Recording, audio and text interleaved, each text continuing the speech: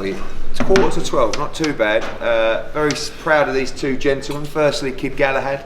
Thought it was a brilliant performance. I mean, really a fight that should be, in terms of quality, for a world title. Claudio Moreira, very tough fight. It's got something that me and Dom weighed up. It's a big risk, horrible style. Should we take it? Should we not? And Barry stepped up. Great performance, getting the stoppage to become mandatory for the IBF world title.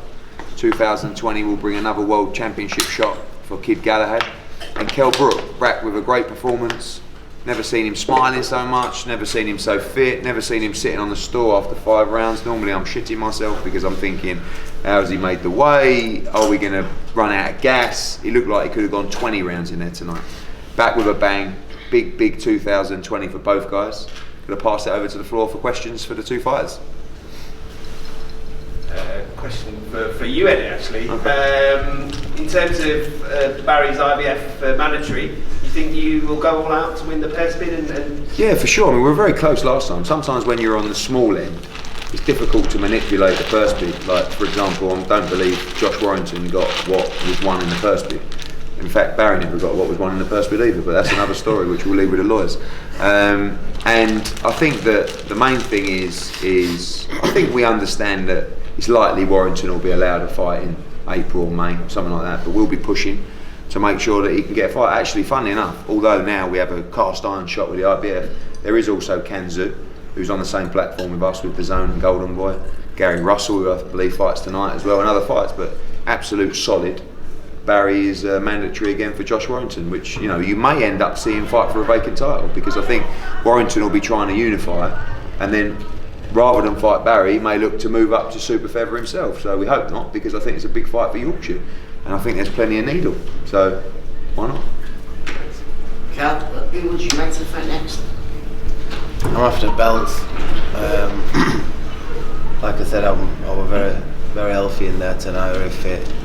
You know, so I feel complete now. I feel like this is me. You know, I've got the fire in the belly. And I want to become a 2-time world champion this year, so, you know, Eddie's here now. He needs to be asked the question, can he pull up these world titles for me? What did you think of your performance tonight? You know, I need to look back at it, you know, but, you know, I've got a clinical finish. The guy's never been stopped, you know, he's tough, durable. They brought all his team over, he believed they were going to win. You know, he were tough at times.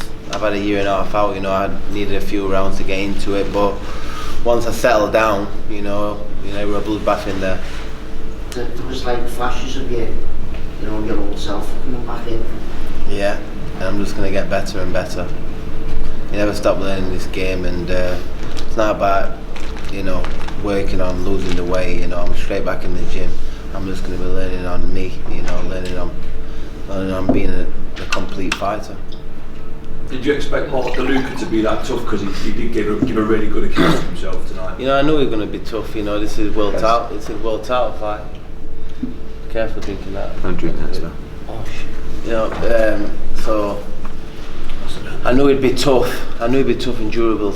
You know, my cousin's a Marine. You know, and I know how tough and durable they are and how fit they are. You know, so he was trying to set traps for me in there, but, you know, I'm the better fighter, and you know, the finish came. So he were tough and durable. You know, it took some time. I thought that I could have done it before.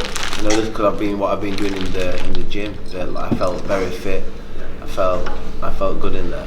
Barry, were you surprised when Moreira came out? Well, not really. You know, I think the next round he was ready for taking out. No, you know, the thing was with Moreira, when Eddie gave me the fight, I watched a few of his fights, and every time he's lost to high caliber fighters, and he's never really been battered like I was battered today. It was like always a 50-50 fight, and I knew it was a tough fight. You know, I trained hard for this fight. I was on it since my last fight, and I knew when today, couldn't let it go to the judges. You know, I had to make sure, you know, I went in there and battered them from pillar to post. I'll patch your hands. Got a bit of swelling. Well, Liam Smith was here, he did a bit of the story, and obviously he made it clear he wanted that fight. Is that something that interests you? Yeah, that's a good fight. You know, I'm sure that Eddie will sit down and see what numbers we can come up with, and how flavourful we can make it, you know. But like I said, if he's on the road to me becoming a world champion, he's on the road, you know. But that's what I told you about the fire in the belly. You know, I want to become a 2-time world champion, and all these people don't think I've got it anymore. I'm over the hill and everything. You know, they're my motivation. You know, I know that what I want. I get up every morning, you know, and I've got to give myself a pat on the back, you know, because I've been getting up what nobody sees for months. I've been getting up twice a day, putting it in, going to bed early. You know, I've been living the life, and sometimes with no fight day. No fight day as well. You know, not cutting no corners, doing Should we it. tell him there that we decided not to give him that fight? Yeah, we've known for a long time. All right, so In the old you, carrot there for me. the old you without a fight day was impossible. Yeah. Impossible. We used to make them up; they didn't even exist. This one we kept quiet from him.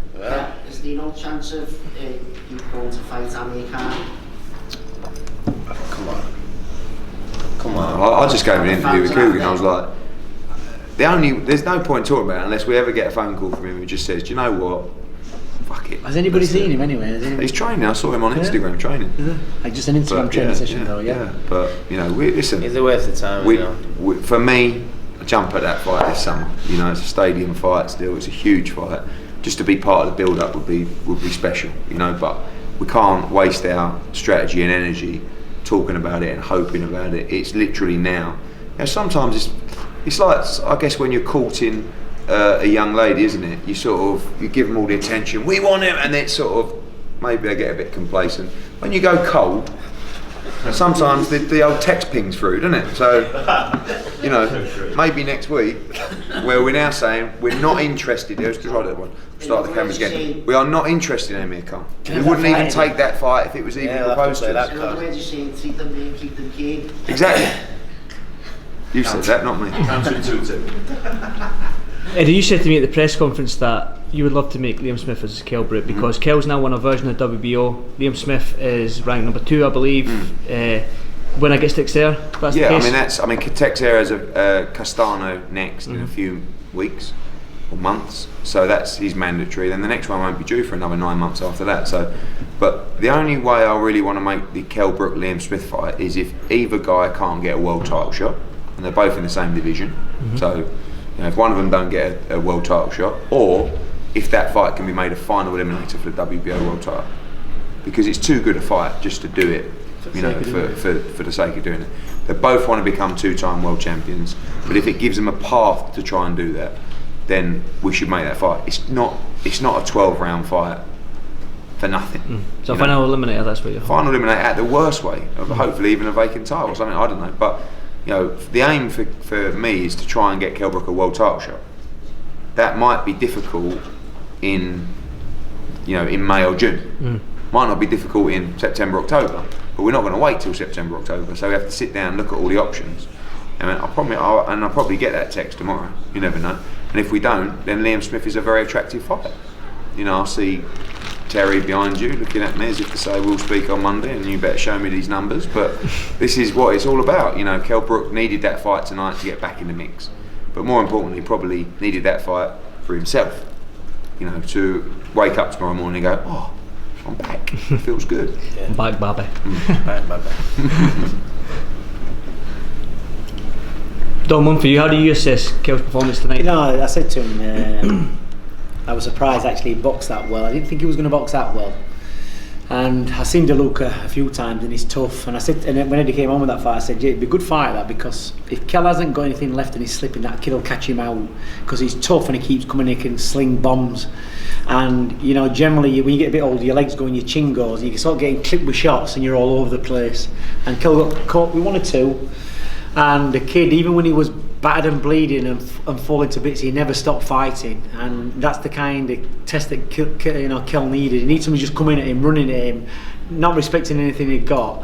And Kell just had to compose himself, pick his shots. He was a little bit rusty, but you know, Kell's been out for so many times for a year, 14 months. How does he manage to get back in and be sharp? And his timing was perfect, his power's there. So, you know, I keep saying this, he's got to be back in that gym Monday morning, because if he doesn't get back in the gym, he can't have 2, 3, 4 weeks and start again, because he'll just lose it all. This fight, this camp, was just to get him back on level. And if he wants to go higher, he's got to train harder and more. Kid Gallagher got beat by Warrington on Saturday night. On Sunday morning, he was in the sports centre running, and he never stopped training from that day on. And that's what you've got to do. So you get a performance with a stoppage like that because he wants to be back in a world title fight. KELL Brooke has got to be back in the gym Monday morning training, and he's got to carry on training and treat it like a job. He's too dangerous a game. He's 33 years old. He's 34 in May. He's got a family, and this game's a dangerous game at 34 years old. There's people getting killed in the ring a lot younger than him. So he's got to be switched on, and if he doesn't, he's just kidding himself. So everybody's heard it. If he's not back in that gym on Monday morning on Instagram doing a workout, then Eddie, I'll just say, you know what. You happy to be at the gym Monday? I'll be in tomorrow. But by the way, and Tuesday and Wednesday, not just Monday. Just Monday. Right, guys, thanks for your support. Great night. Well done.